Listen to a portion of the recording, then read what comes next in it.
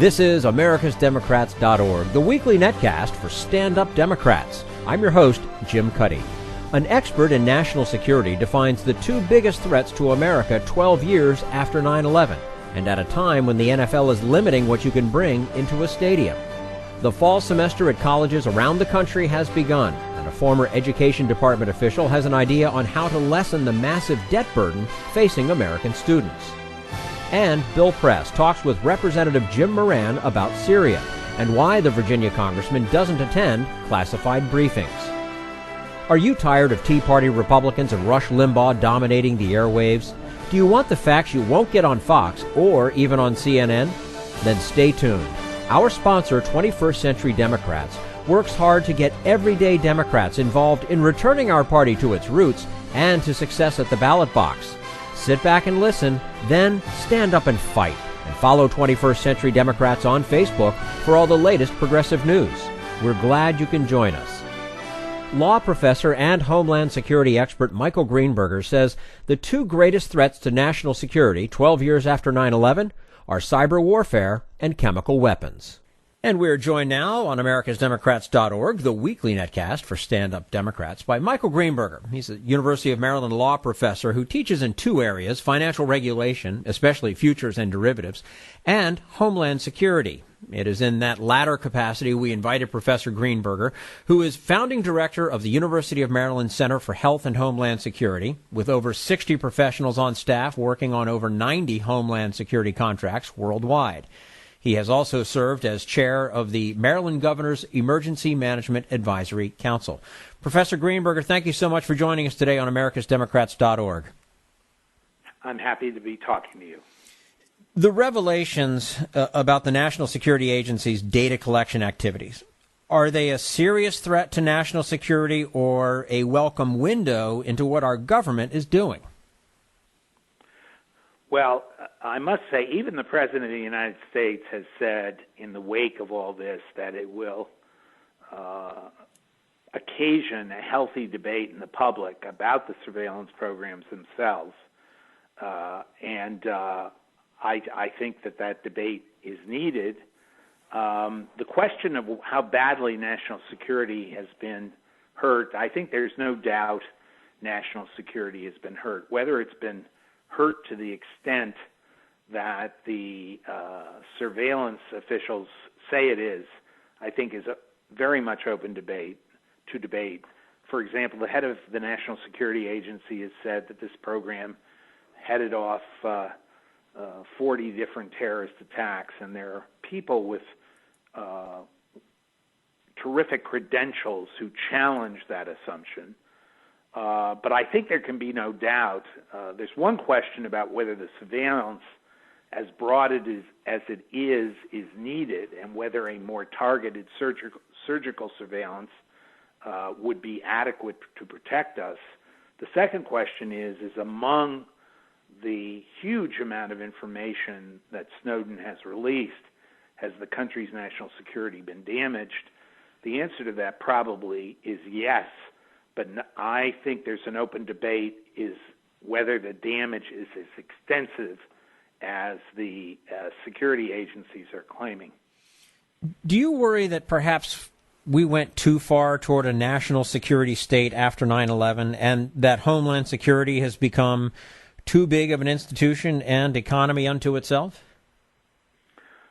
Well, let me say this. I have a very decidedly mixed view about that. I think in terms of the country protecting itself against terrorist attacks, we have made legitimate and needed improvement in our counterterrorism measures. And that's true of the federal government, but really the front line of protection against terrorism is state and local police and fire and other administrative officials. That's the front line of defense. A lot of money has been spent to upgrade city-state protections. There's been some abuses of that money, but on the whole, I think the American public is better protected today than we were on September 11th, 2001. One other indicator of that is with the tragedy of the Boston Marathon, to my mind, what was astounding is that we went from September 11, 2001 to April 2013 without having a serious terror threat. I think that is partially luck, but I think a lot of that is due to the fact that our counterterrorism mechanisms have really been beefed up and are helpful. The question is, what relationship does this data mining or broad-scale surveillance without any real focus, is that part of the protection we're getting? I feel personally, although because it's so secret, people don't have the hard evidence, but the claims of the benefits of this general search of telephone calls, emails, social media, etc., I think it's vastly overstated, and I think a very serious analysis needs to be done about whether a more targeted approach, where you go after information when you have a suspicion that it is going to help you protect against terror attacks, is the foundation. This goes beyond suspicion. I mean, it's true it goes through the Foreign Intelligence Surveillance Court, but they don't ask the federal government whether they have a reason to believe that what they're doing will lead to information of this kind. They're just checking whether the people being surveilled are those that are identified within the statute. And the statutes are written so broadly, the argument clearly is that anybody can be surveilled. I think that needs to be studied, and I think when we have the information about this program, independent, objective people are going to find that it really, in and of itself, is not worth the invasions on personal privacy, and that if you're worried about terrorism, you're not getting very much out of having everybody subject to their phone calls being listened to. We're speaking with Michael Greenberger, University of Maryland law professor. What do you see then as the biggest homeland security threat? Is it foreign-based attacks or singular events like the Boston Marathon bombings? Well, first of all, anybody who's involved in this area is going to tell you that the most serious homeland security counterterror threat is cybersecurity, that we are extremely vulnerable at that front, and that we have the weaknesses in our security of our computer, software, hardware systems is very weak when you look at the superb merits of the people who are doing the attacking. And I think a lot of businesses, if they were candid, would tell you that they are faced on a daily basis with the threat of their computer systems being shut down for a considerable period of time. Well, what does that mean? Our electrical grid is subject. If our electrical grid is subject, how are hospitals going to operate and provide emergency services to sick people? How are banks going to be in the position to issue money? The entire structure that we're used to on a day-to-day basis can be shut down. And during that shutdown period, there are other problems that can be presented by terrorists. I think anybody who's objective in this area says that that is the foremost problem we face now in terms of a counter-terrorist event. The second thing is the use of biological agents or chemical agents to attack the public. You can have somebody blow up a chlorine tank, and the Department of Homeland Security has said if the tank is big enough and in a populous area, the damage would be extraordinary, that there would be millions of people who would be in serious medical difficulty.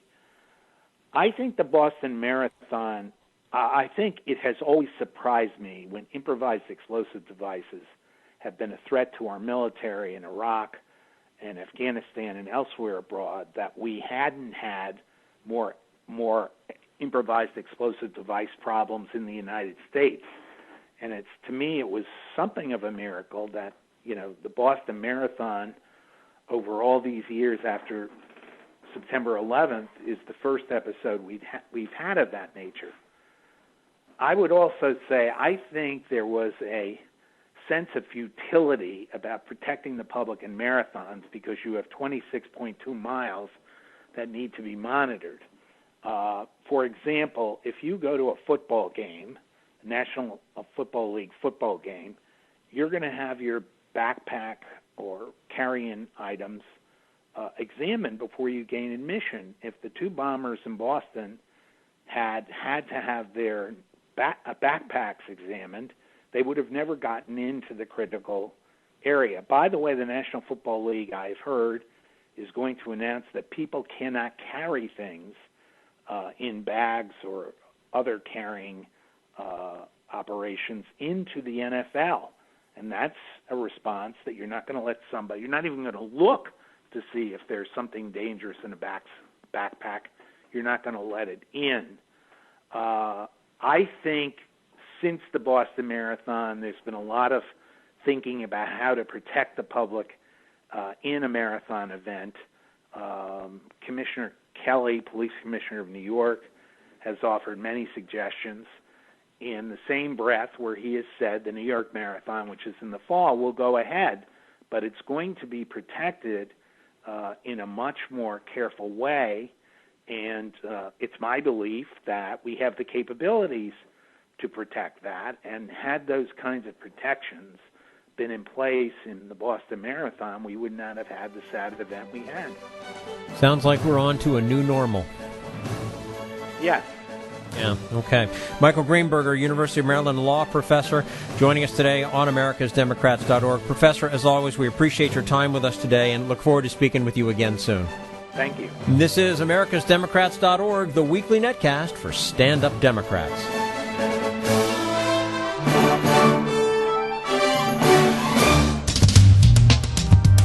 We want you to sit back and listen, but we need you to stand up and fight. Do you want to get involved and help get our party back to its roots and to success at the ballot box? You can make your contribution to Democrats for America's Future and help us keep this show going and to elect Democrats who will stand up for democratic principles. Go to americasdemocrats.org and click on Donate at the top of the page. This is americasdemocrats.org, the weekly netcast for stand-up Democrats. How does a college student today cope with the high cost of tuition and the crushing burden of student debt? Student loan expert David Bergeron has some advice, and that's coming up in just a moment. Right now, we turn to Jim Hightower, America's #1 populist, for his common sense commentary. With deep regret, I bring you yet another tale of official nincompoopery from inside the Texas legislature. My regret is deepened by the fact that the story is indeed about poop, or more accurately, non-existent poop. On July 12th, the state Senate was going to pass an especially repressive GOP bill that would both lock down the right of Texas women to control their own bodies and lock out low-income women from access to reproductive health care. Just 10 days earlier, this bill was defeated, thanks to Senator Wendy Davis's now famous filibuster and the outcry of 1,500 angry women protesters in the Capitol. This time, the Senate's macho leader said they had heard that feisty women might toss tampons from the gallery in protest of this vote. So the brave men had state troopers seize any such dangerous feminine projectiles from purses as the ladies passed through security. Then, to demonize the female opposition, Senate authorities made a stunning claim that troopers had actually confiscated 19 jars suspected of containing urine or feces, intended to be hurled at senators. Lieutenant Governor David Dewhurst, a prissy multimillionaire businessman, said he personally saw the offending containers of excrement. Just despicable, he shivered, despicable. Only he and state police were unable to produce a single bottle or photo of any of those bodily fluids, nor could the media find any frontline trooper who had ever heard of such a plan, much less found any poop. Finally cornered, Dewhurst wimpily admitted that he had not actually observed the despicable contents, but had been told about them by someone. "It's not a question of what I saw or didn't see," he weaseled. This is Jim Hightower saying, "Gosh, Dewey, that's precisely the question. and you clearly answered that you have even less integrity than courage. Need an antidote to the progressive blues? Want some good news about how grassroots folks are rebelling against the corporate powers and winning? Well, here's an easy-to-swallow pill for you, the Hightower Lowdown. Hightower's monthly newsletter will give you the lowdown, even as it lifts you up. It's 4 pages a month, jam-packed with facts you can use, actions you can take, and Jim's own Texas humor, all for only $15 a year. To become a lowdowner, go to hightowerlowdown.org. This is americasdemocrats.org, the weekly netcast for stand-up Democrats. David Bergeron was a top official in the education department. He has a plan for the government to make it a little easier for college graduates to pay off their debt. And joining us now on americasdemocrats.org, the weekly netcast for stand-up Democrats, David Bergeron is Vice President for Higher Education at the Center for American Progress. He came to that post earlier this year after serving in several top positions at the Department of Education, acting as the Secretary's Chief Advisor on higher education, and as the Head of Policy for Federal Student Aid Programs. David Bergeron, thanks for joining us today on americasdemocrats.org. It's great to be here. Now, why is it that you can declare bankruptcy pretty easily if you go wild with credit cards, lose your shirt in Vegas, or run a Fortune 500 company into the ground, but not if you fall behind in paying off your student loans? Yeah, it's an interesting question about why do we have this preferred protection for student loans, and it arises from the federal student aid programs, student loan programs, which have available to them options for repaying loans through as a percentage of your income, and the ability to defer or get a forbearance on the student loans. And so it's a way to deal with the financial hardships through alternative means that that resulted in the preference treatment in the bankruptcy proceedings of student loans. That really doesn't apply in the context of the private student loans, though, because those products often don't have deferments and forbearances, and rarely, if ever, do they offer income-based repayment options to borrowers. And so there isn't the mechanisms within those loan products for financial hardships to be addressed, and that's what the bankruptcy laws are intended to provide, and that's why we've been writing a bit about making changes to those laws.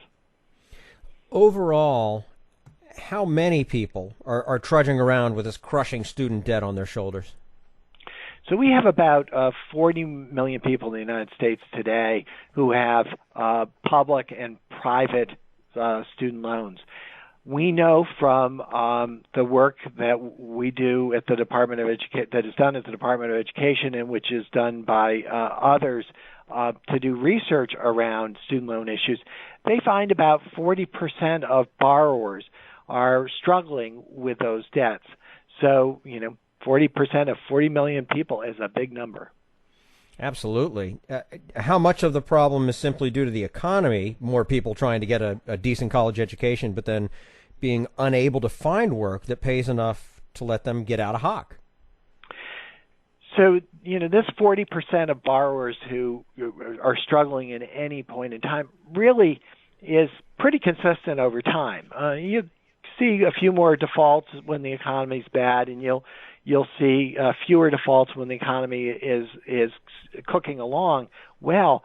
But it really is a function of life circumstances. People early in their working lives, they hit road bumps along the way, and those road bumps really get in the way of their being able to make a meaningful entry into the work of our economy. Now, we do know that in recent years, we've seen a growth in private student loans, which, as I indicated, don't have the kind of protections that are available in the federal loan programs, which make those loans more subject to difficulty in repayment than a traditional federal loan. We're speaking with David Bergeron, Vice President for Higher Education at the Center for American Progress, here today on americasdemocrats.org. David, how much are lenders to blame for the increasing rate of student debt? And is it the private lenders or the government loan programs that are more at fault? Well, clearly the federal loan program is substantially larger than the loan programs in the private sector. It is no small thing to have $1 trillion in federal student loans on the federal book. That's a huge number I never envisioned we would ever reach. So it is largely an issue of the federal program. But I would say that the loans that are more problematic are on the private side. Federal loans today, new loans being written for this school year, their interest rate is below 4%. Under the deal the president signed a couple of weeks ago, it's 3.87% for the loans made this fall. Private student loans, it is not uncommon to hear of 16 to 19% interest rates on private student loans, and so those loans are going to be much more difficult for borrowers and for families to repay, and those loan products don't have options to pay as a percentage of your income, and that will cause more people to struggle with their student loan debt. What about when it comes to for-profit institutions and the student lending? So one of the things we know is that students enrolled in for-profit schools account for between 10 and 15% of our total undergraduate and graduate enrollment. And yet they account for nearly half of all defaults on student loans. That means that our students who are enrolled in for-profit institutions really are having much more significant difficulty in repaying their student loans than students attending a four-year public institution, for example. And so as a general matter, we'll say that for-profit schools have issues. But even within the for-profit schools, you'll see institutions that will have very low default rates, very low delinquency rates, single-digit rates. And you'll see those same institutions will have graduation rates in the 60-70% range, comparable to what you would see at a good public four-year college. And so there's a lot of diversity within that sector, and it's really important when a student is looking at institutions that they choose very wisely and not enroll in an institution that has a high default rate, has a low graduation rate, particularly a graduation rate that suggests that it's taking more than 4 years to get a bachelor's degree, more than 2 years to get an associate's degree, and more than a year to get a certificate. You all have a proposal called a qualified student loan that keeps it hard for young student loan delinquents to declare bankruptcy willy-nilly, but at the same time give them more of a reasonable shot at repayment. What are some of the specifics of that plan? So we, in our report, we suggest that there be this concept that exists in the qualified mortgage space come over into student loan space and say that if a loan meets certain qualifications, that it could be discharged in bankruptcy just like other consumer debts. And the qualifications would be that the interest rates are reasonable, and by reasonable, they're similar to those in the federal loan programs. That the loan program, the loan product that the private lender makes, has the ability for the borrower to get a deferment or forbearance if they return to school, if they're unemployed, if they have other life circumstance that makes it necessary for them to get some suspension in payments for 2 or 3 years. We think that that's important. The third thing is we really believe that for a private loan product to be protected in the bankruptcy proceeding, it really needs to provide some kind of income-based repayment option where the borrower pays a percentage of their income. And so within the private loan market, we think that those would be the characteristics that would make a loan a good loan and therefore have greater protection in bankruptcy.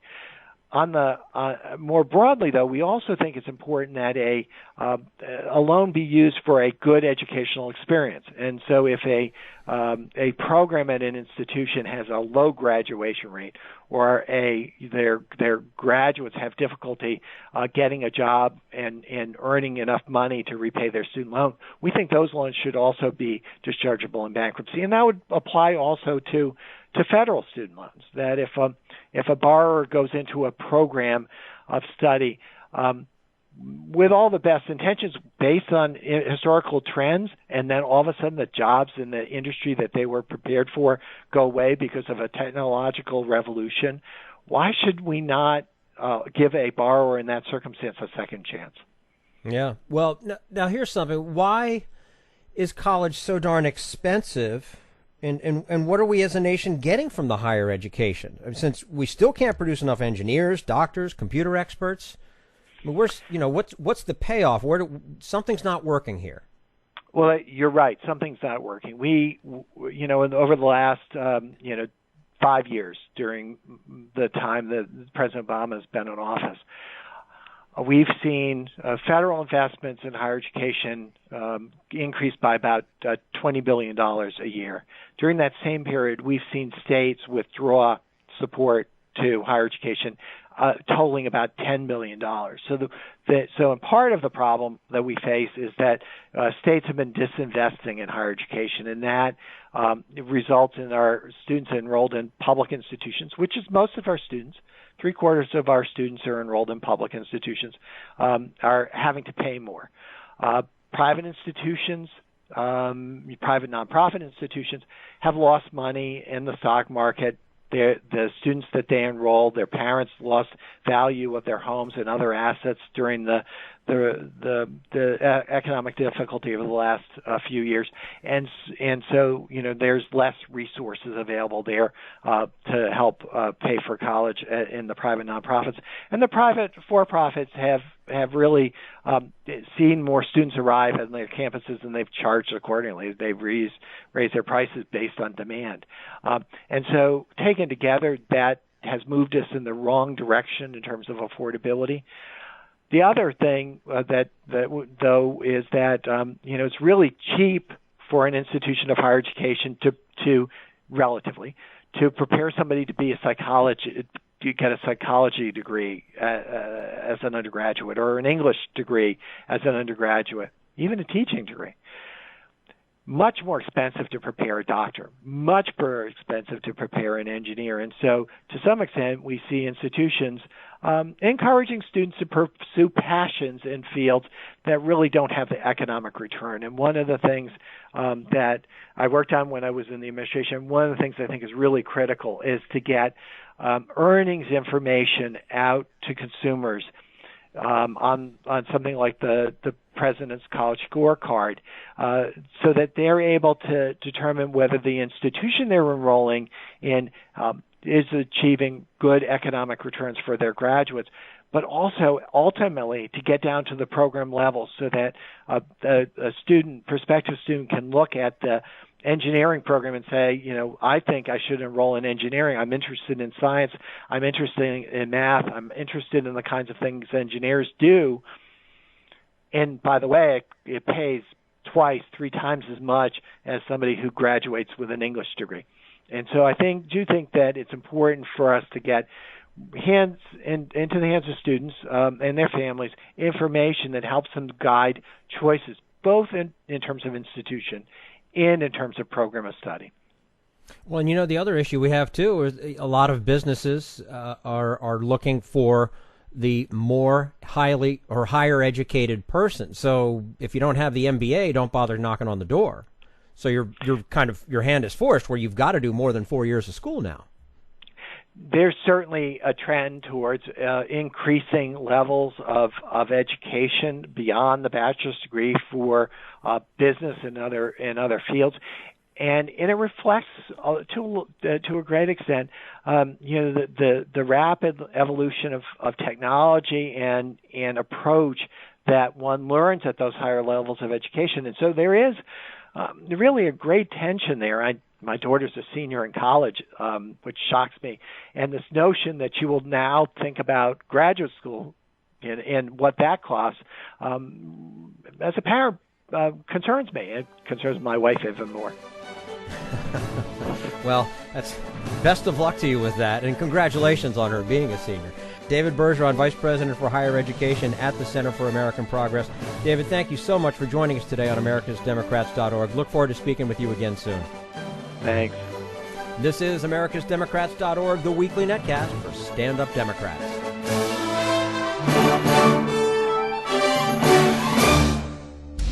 We want you to sit back and listen, but we need you to stand up and fight. Help get our party back to its roots and to success at the ballot box. Make your contribution to Democrats for America's Future to keep this show on the air and help elect stand-up Democrats. Go to americasdemocrats.org and click on Donate at the top of the page. This is americasdemocrats.org, the weekly netcast for stand-up Democrats. And now, Bill Press and his guest, Virginia Congressman Jim Moran. So, there has been the full court press on Congress on the part of in Congress on the part of the administration. The president said on Saturday, "I've made my decision. We should respond with a military strike, but I will not act until the Congress has a chance to debate this and to vote on it." Sunday, there was a briefing on Capitol Hill, classified briefing for members of Congress who could make it. On Monday, a conference call for other members of Congress. At the same time, the president met with the bipartisan leadership. It was the next day. The president met with the bipartisan leadership at the White House before he left for Sweden. And yesterday afternoon, a hearing of the Senate Foreign Relations Committee. There are going to be more briefings, more hearings today. One of the members who is wrestling with this issue, a good friend of ours, joins us on our news line this morning.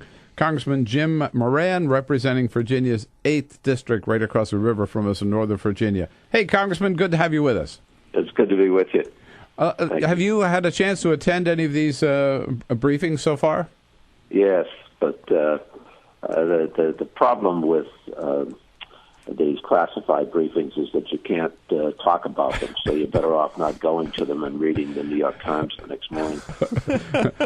That was the case with the NSA briefings, wasn't it? People complained about that. Yeah, they heard about all this stuff, and then they couldn't do anything about it. Well, let me just ask you this, to the extent you can comment, Congressman. I can comment. Okay, good. I can sort it out. Are you convinced that chemical weapons were used and that the Syrian regime is responsible? There's no question about that.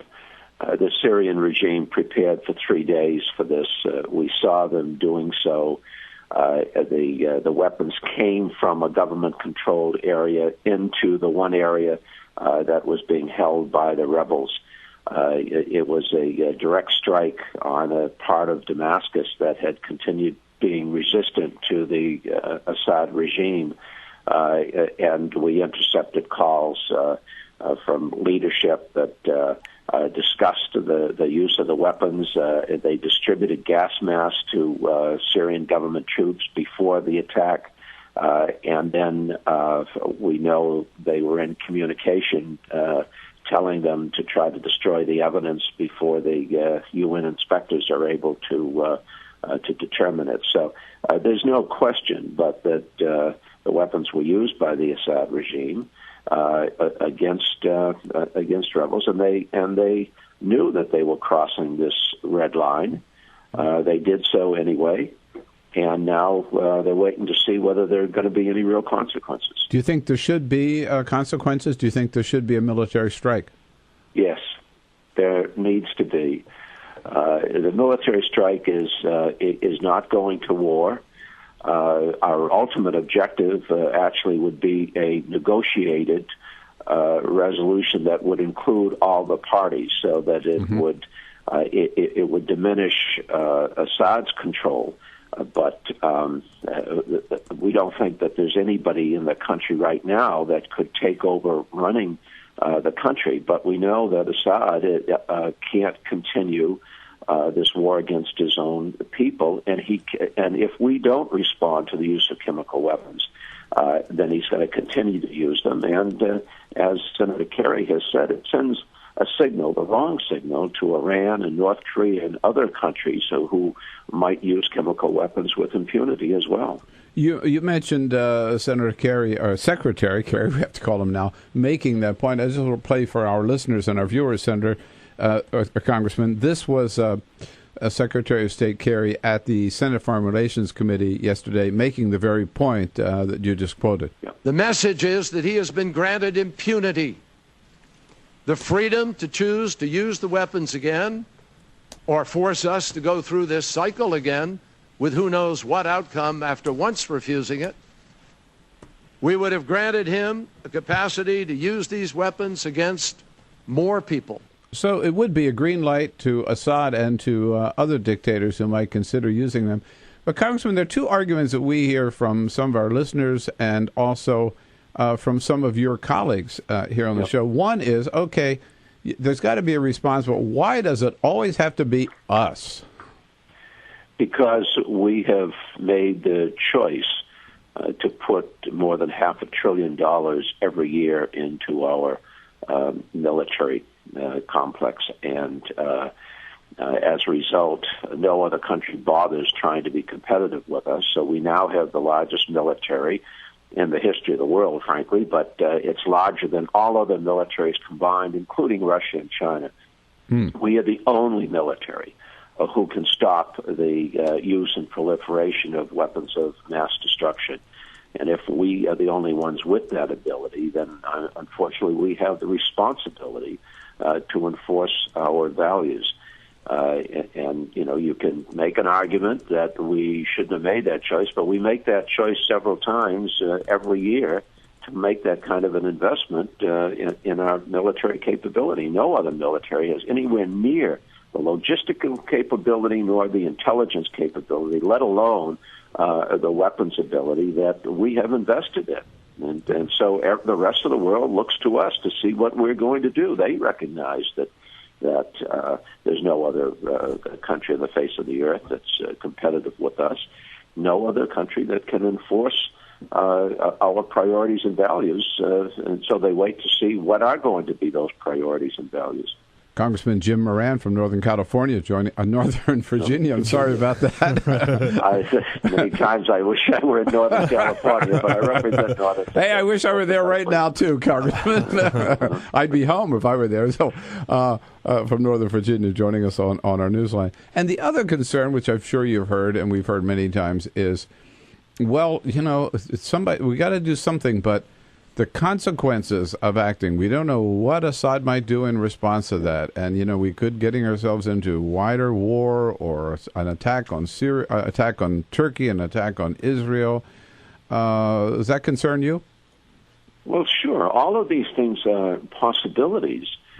But the alternative, I think, is clearer, that if we don't act, then it makes Israel more vulnerable. It makes Korea's neighbors more vulnerable. It empowers the people in Iran, although they have new leadership, and I think their leadership wants to start working with us and breaking down some of these barriers that we've set up. But the fact is, if we don't act, we start to define ourselves, and it's not the kind of definition that makes for a more peaceful world.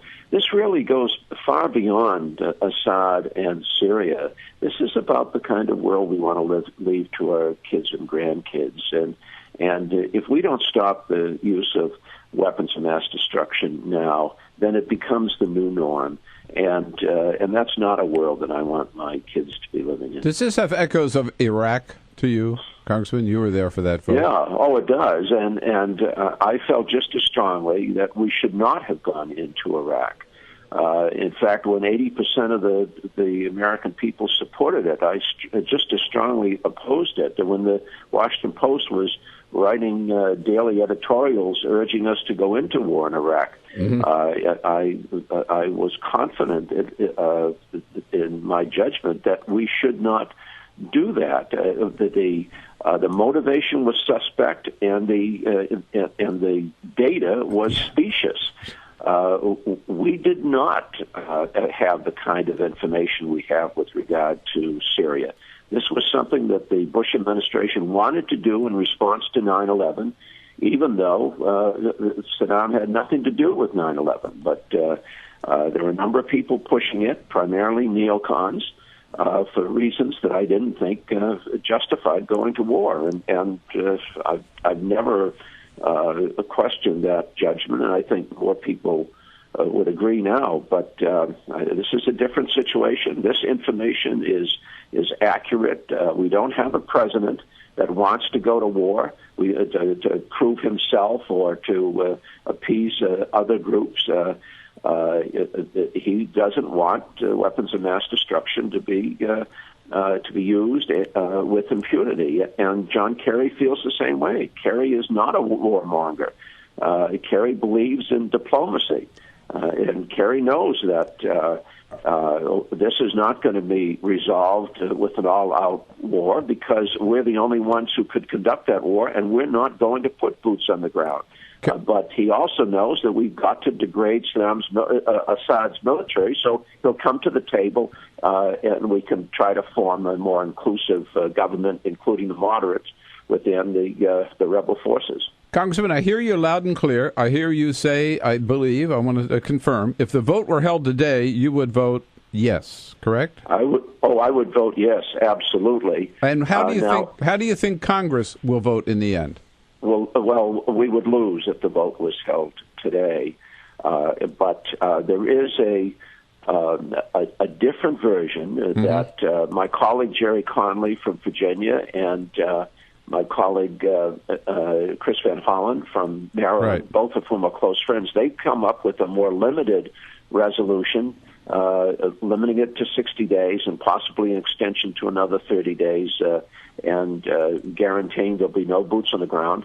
I would support that as well, and that would get more votes. Whether it would get the majority, I still don't know that. I don't think members have made that determination individually and collectively yet. All right. Tough decision for all members of Congress, and you put a lot of time and a lot of effort into this, Congressman.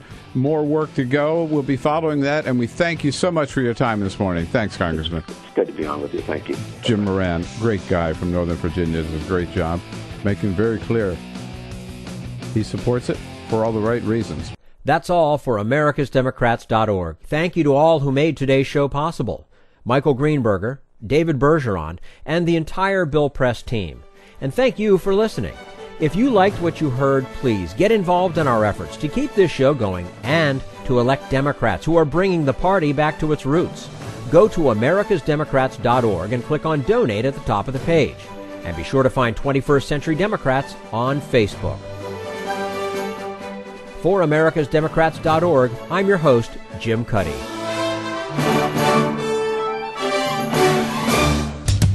We want you to sit back and listen, but we need you to stand up and fight. Join us, support the show, and help elect Democrats who will stand up for democratic principles with your contribution today. Go to americasdemocrats.org